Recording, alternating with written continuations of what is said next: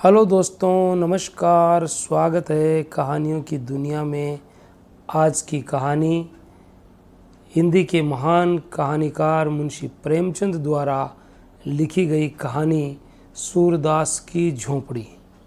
ये कहानी प्रेमचंद के उपन्यास रंगभूमि का एक अंश है। एक दृष्टिहीन व्यक्ति जितना बेबस और लाचार जीवन जीने को अभिशप्त होता है, सूरदास का चरित्र ठीक इसके विपरीत है। सूरदास अपनी परिस्थितियों से जितना दुखी व आहत है, उससे कहीं अधिक आहत है बैरों और जगदर द्वारा किए जा रहे अपमान से, उनकी ईर्ष्या से। तो शुरू करते हैं कहानी मुंशी प्रेमचंद की प्रसिद्ध कहानी सूरदास की झोंपड़ी। रात के 2 बजे होंगे कि अकस्मात सूरदास की झोंपड़ी से ज्वाला उठी। लोग अपने अपने द्वारों पर सो रहे थे। निद्रावस्था में भी उपचेतना जागती रहती है। दम के दम में सैकड़ों आदमी जमा हो गए। आसमान पर लाली छाई हुई थी। ज्वालाएं लपक लपक कर आकाश की ओर दौड़ने लगी। कभी उनका आकार किसी मंदिर के स्वर्ण कलश का सा हो जाता था, कभी वे वायु के झोंकों से यूं कंपित होने लगती थी मानो जल में चांद का प्रतिबिंब है। आग बुझाने का प्रयत्न किया जा रहा था, पर झोंपड़े की आग ईर्ष्या की आग की भांति कभी नहीं बुझती। कोई पानी ला रहा था, कोई यूं ही शोर मचा रहा था, किंतु अधिकांश लोग चुपचाप खड़े नैराश्यपूर्ण दृष्टि से अग्निदाह को देख रहे थे, मानो किसी मित्र की चिताग्नि है। सहसा सूरदास दौड़ा हुआ आया और चुपचाप ज्वाला के प्रकाश में खड़ा हो गया। बजरंगी ने पूछा, ये कैसे लगी सूरे? चूल्हे में तो आग नहीं छोड़ दी थी। सूरदास, झोंपड़े में जाने का कोई रास्ता नहीं है। बजरंगी, अब तो अंदर बाहर सब एक हो गया है, दीवारें जल रही है। सूरदास, किसी तरह नहीं जा सकता। बजरंगी, कैसे जाओगे? देखते नहीं हो यहाँ तक लपटें आ रही है। जगदर, सूरे, क्या आज चूल्हा ठंडा नहीं किया था? नायक राम, चूल्हा ठंडा किया होता तो दुश्मनों का कलेजा कैसे ठंडा होता? जगदर, पंडा जी, मेरा लड़का काम ना आए। अगर मुझे कुछ भी मालूम हो, तुम मुझ पर नाहक शुभा कर रहे हो। नायक राम, मैं जानता हूँ जिसने आग लगाई है, बिगाड़ न दूँ तो कह देना। ठाकुर दीन, तुम क्या बिगाड़ोगे? भगवान आप ही बिगाड़ देंगे। इसी तरह जब मेरे घर में चोरी हुई थी तो सब स्वाह हो गया। जगधर, जिसके मन में इतनी कुटाई हो, भगवान उसका सत्यानाश कर दे। सूरदास, अब तो लपट नहीं आती। बजरंगी, हाँ, फूस जल रहा है, अब धरण जल रही है। सूरदास, अब तो अंदर जा सकता हूँ। नायक राम, अंदर तो जा सकते हो, पर बाहर नहीं निकल सकते। अब चलो, आराम से सो जाओ। जो होना था हो गया, पछताने से क्या होगा? सूरदास, हाँ, सो जाऊंगा, जल्दी क्या है। थोड़ी देर में रही सही आग भी बुझ गई। कुशल ये हुई कि किसी और के घर में आग न लगी। सब लोग इस दुर्घटना पर आलोचनाएं करते हुए विदा हुए। सन्नाटा छा गया, किंतु सूरदास अब भी वहीं बैठा हुआ था। उसे झोंपड़े के जल जाने का दुख न था, बर्तन आदि के जल जाने का भी दुख न था। दुख था उस पोटली का जो उसकी उम्र भर की कमाई थी, जो उसके जीवन की सारी आशाओं का आधार थी, जो उसकी सारी यातनाओं और रचनाओं का निष्कर्ष थी।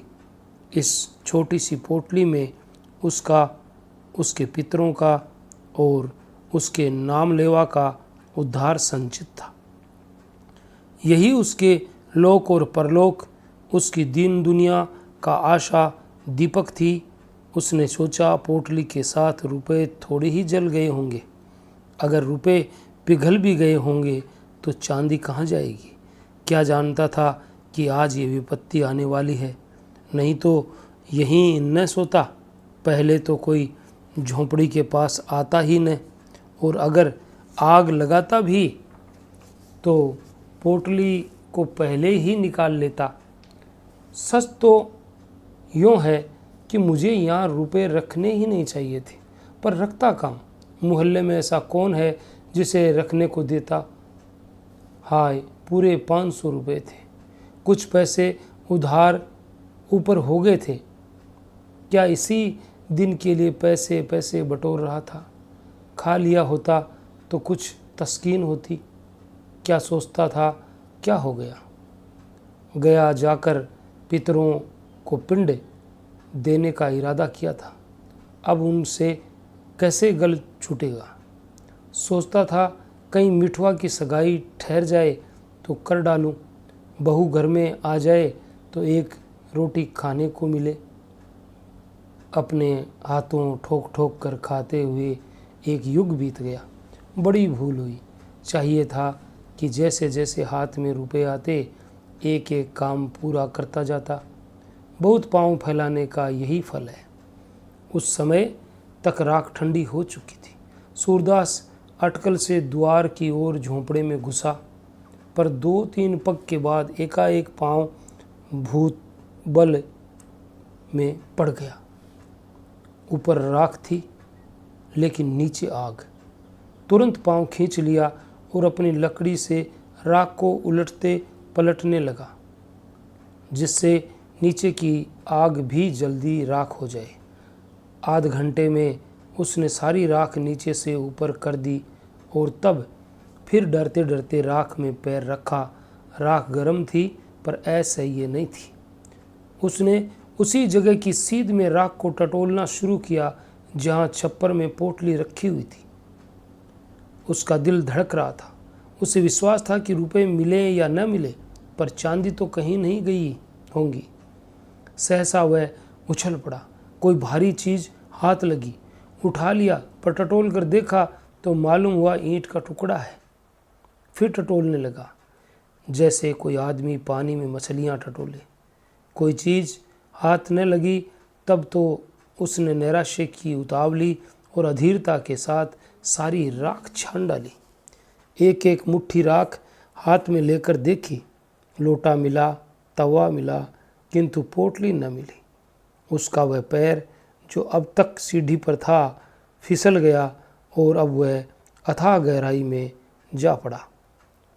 उसके मुख से सहसा एक चीख निकल आई। वह वहीं राख पर बैठ गया और बिलख बिलख कर रोने लगा। ये फूस की राख न थी, उसकी अभिलाषाओं की राख थी। अपनी बेबसी का इतना दुख उसे कभी न हुआ था। तड़का हो गया। सूरदास अब आँख के राख के ढेर को बटोर कर एक जगह कर रहा था। आशा से ज़्यादा दीर्घजीवी और कोई वस्तु नहीं होती। उसी समय जगधर आकर बोला, सूरे, सच कहना, तुम्हें मुझ पर तो सुबह नहीं है। सूर्य को सुबह तो था, पर उसने इसे छिपाकर कहा, तुम्हारे ऊपर क्यों सुबह करूँगा, तुमसे मेरी कौन सी अदावत थी।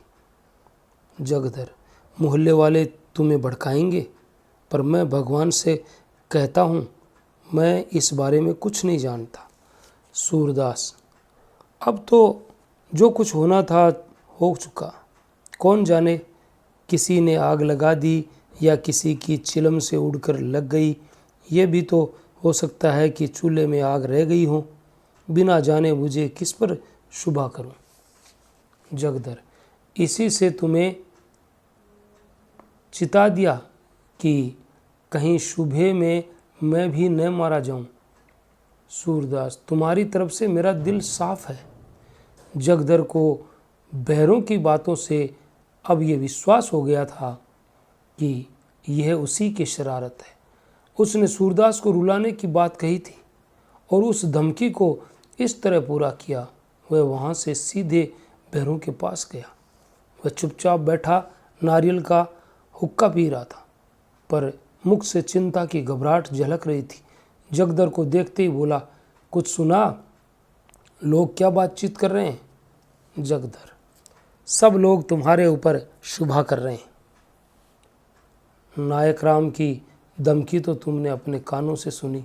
भैरव, यहाँ ऐसी धमकियों की परवाह नहीं है। सबूत क्या है कि मैंने लगाई है?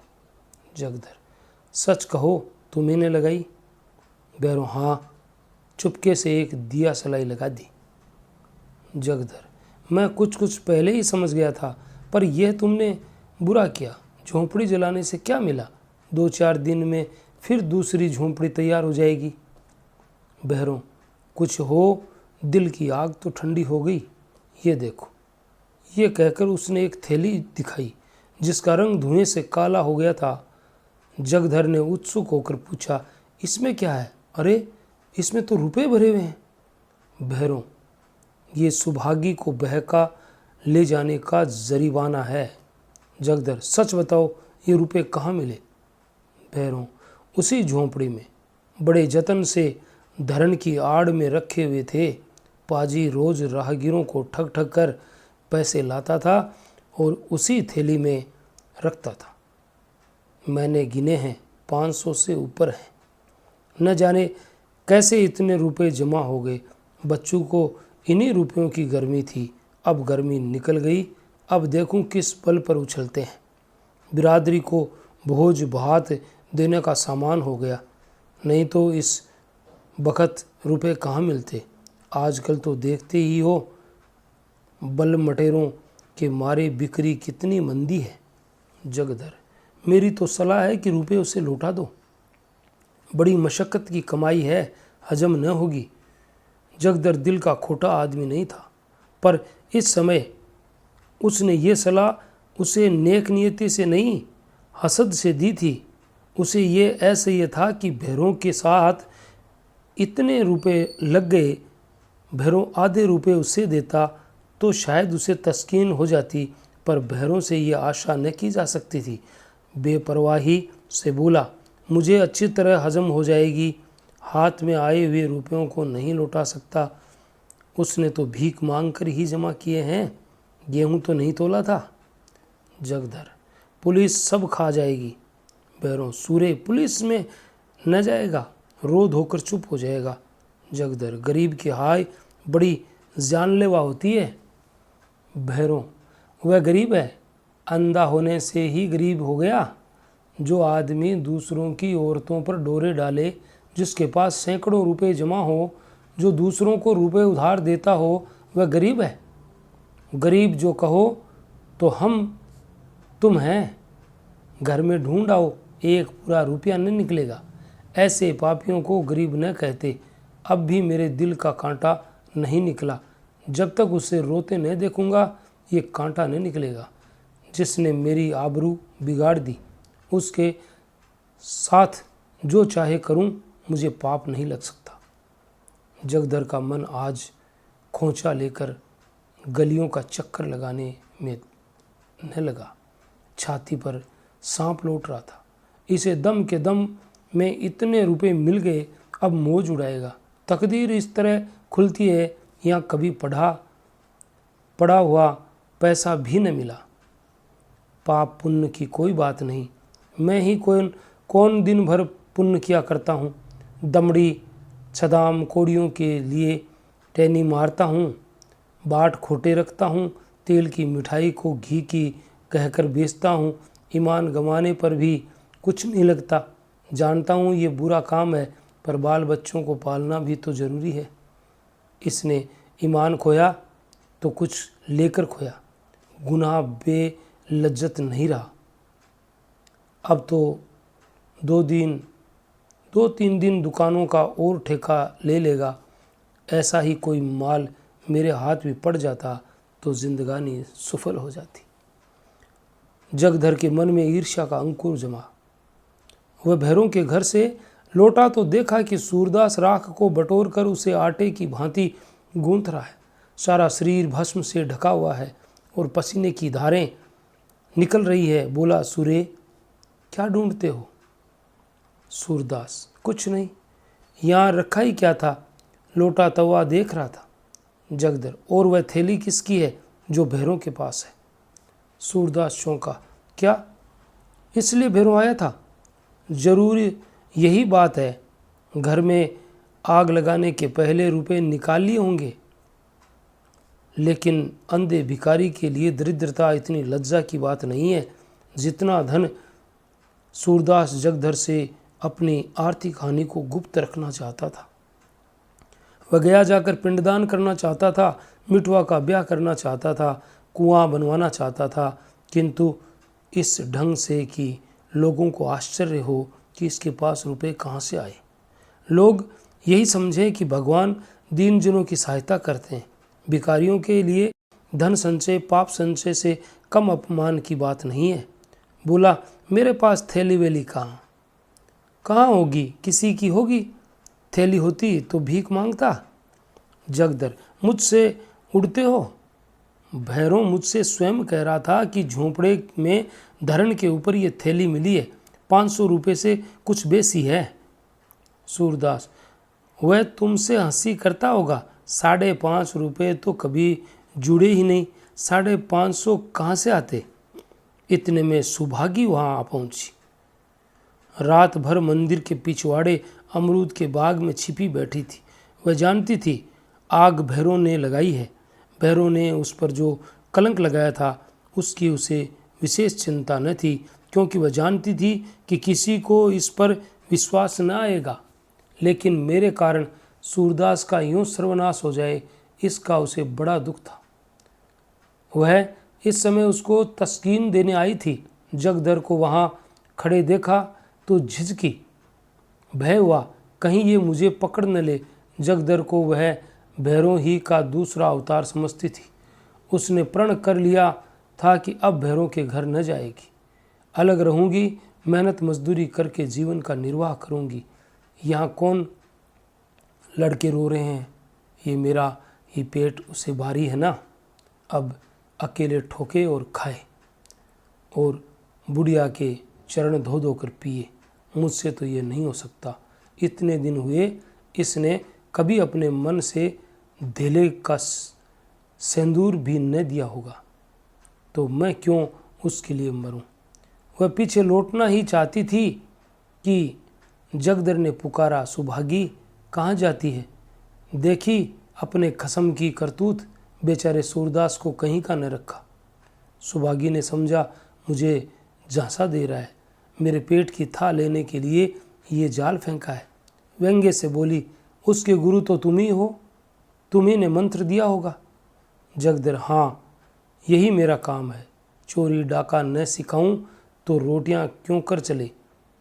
जब तक समझता था भला आदमी है, साथ बैठता था, हंसता बोलता था, लेकिन आज से कभी उसके पास बैठते देखा तो कान पकड़ लेना। जो आदमी दूसरों के घर में आग लगाए, गरीबों के रुपए चुरा ले जाए, वह अगर मेरा बेटा भी हो तो उसकी सूरत ना देखूं।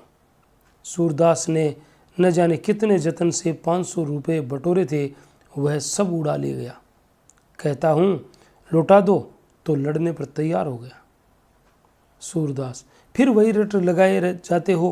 कह दिया कि मेरे पास रुपए नहीं थे, कहीं और जगह से मार लाया होगा। मेरे पास 500 रुपये होते तो चैन की बंसी न बजाता, दूसरों के सामने हाथ क्यों पसारता। जगधर, सूर्य अगर तुम भरी गंगा में कहो कि मेरे रुपए नहीं है तो मैं न मानूंगा। मैंने अपनी आंखों से वह थैली देखी है और भूरे ने अपने मुंह से कहा कि ये थैली झोंपड़े में धरण के ऊपर मिली, तुम्हारी बात मैं कैसे मान लूं। सुभागी, तुमने थैली देखी है? जगदर, हाँ देखी नहीं तो क्या झूठ बोल रहा हूँ। सुभागी, सूरदास सच सच बता दो, रुपए तुम्हारे हैं? सूरदास, पागल हो गई है क्या? इनकी बातों में आ जाती है। भला मेरे पास रुपए कहाँ से आते? जगधर, इनसे पूछ, रुपए न थे तो इस घड़ी राख बटोर कर क्या ढूंढ रहे थे। सुभागी ने सूरदास के चेहरे की तरफ अन्वेषण की दृष्टि से देखा। उसकी बीमार सी किसी दशा थी, जो अपने प्रियजनों की तस्कीन के लिए अपनी असह्य वेदना को छिपाने का असफल प्रयास कर रहा था। जगदर के निकट आकर बोली, रुपए जरूर थे, इसका चेहरा कह दे रहा है। जगधर, मैंने थैली अपनी आंखों से देखी है सुभागी, अब चाहे वह मुझे मारे या निकाले पर रहूंगी उसी के घर। कहाँ कहाँ थैली को छिपाएगा, कभी तो मेरे हाथ लगेगी। मेरे ही कारण इस पर ये विपत पड़ी है, मैंने ही उजाड़ा है, मैं ही बसाऊंगी। जब तक इसके रुपए न दिला दूंगी मुझे चैन न आएगी। ये कहकर वह सूरदास से बोली। तो अब रहोगे कहाँ? सूरदास ने ये बात न सुनी। वह सोच रहा था, रुपए मैंने ही तो कमाए थे, क्या फिर नहीं कमा सकता? यही न होगा जो काम इस साल होता वह कुछ दिनों के बाद होगा। मेरे रुपए थे ही नहीं, शायद उस जन्म में मैंने भैरों के रुपए चुराए होंगे। यह उसी का दंड मिला है। मगर बेचारी सुभागी का अब क्या हाल होगा? भैरों उसे अपने घर में कभी न रखेगा। बेचारी कहाँ मारी मारी फिरेगी। यह कलंक भी मेरे सिर लगना था। कहीं का न हुआ, धन गया, घर गया, आबरू गई, ज़मीन बच रही है। ये भी न जाने जाएगी या बचेगी। अंधापन ही क्या, थोड़ी विपत थी कि नित ही एक न एक चपत पड़ती रहती है। जिसके जी में आता है चार खोटी खरी सुना देता है। इन दुखजनक विचारों से मर्माहत सा होकर वह रोने लगा। सुभागी जगदर के साथ भैरों के घर की ओर चली जा रही थी और यहाँ सूरदास अकेला बैठा हुआ रो रहा था। सहसा वह चौंक पड़ा। किसी ओर से आवाज़ आई, तुम खेल में रोते हो? मिठवा घिंसू के घर से रोता चला आता था। शायद घिंसू ने मारा था। इस पर घिंसू उसे चिढ़ा रहा था। खेल में रोते हो? सूरदास कहाँ तो नैराश्य, ग्लानि, चिंता और क्षोभ के अपार जल में गोते खा रहा था और कहाँ ये चेतावनी सुनते ही उसे ऐसा मालूम हुआ किसी ने उसका हाथ पकड़कर किनारे पर खड़ा कर दिया।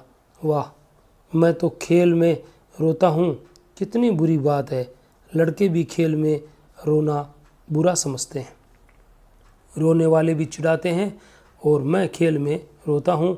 सच्चे खिलाड़ी कभी रोते नहीं, बाजी पर बाजी हारते हैं, चोट पर चोट खाते हैं, धक्के पर धक्के सहते हैं, पर मैदान में डटे रहते हैं। इनकी त्योरियों पर बल नहीं पड़ते, हिम्मत उनका साथ नहीं छोड़ती, दिल पर मालिन्य के छींटे भी नहीं आते, न किसी से जलते हैं न चिढ़ते हैं। खेल में रोना कैसा? खेल हंसने के लिए, दिल बहलाने के लिए है, रोने के लिए नहीं।